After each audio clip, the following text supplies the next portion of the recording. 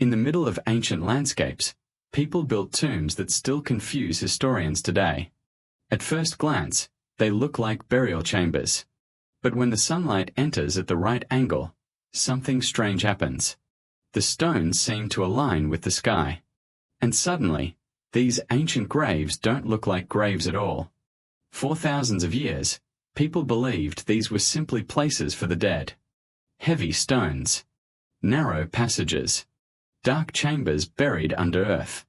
But some researchers noticed something unusual. Many of these tombs are positioned with incredible precision. Not randomly. Not carelessly. Almost as if they were designed to capture the movement of the sun, the moon, and the stars. Imagine standing inside one of these ancient chambers before sunrise. It is cold, silent, still. Then, slowly, a single beam of light begins to enter through the passage. It moves across the floor, across the stone walls, and for a few moments only, the entire tomb comes alive. This was not just a place of death. It may have been a place of observation.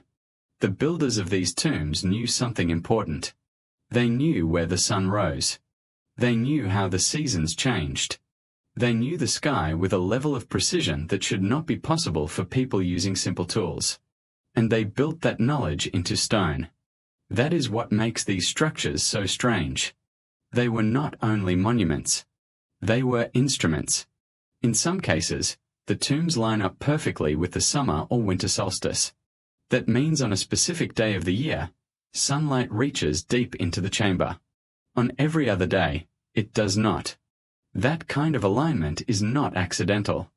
It suggests careful planning. It suggests purpose.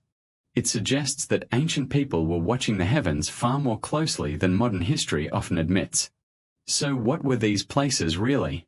Were they burial chambers for the elite? Sacred temples? Astronomical observatories? Maybe all three. Ancient cultures did not always separate religion, death, and astronomy the way we do today. For them, the sky may have been part of the journey after death. A map, a clock, a sacred calendar written in light. When you study several of these tombs together, a pattern appears. Passage lent. Wall angles. Door directions. Light paths. Nothing seems random. The builders appear to have understood the relationship between architecture and the heavens. That means these ancient people were not simply stacking rocks. They were building with intention, with knowledge, with a deep understanding of the world above them. Today, many of these sites are described in one word: tombs. That label may be technically true, but it may not be complete.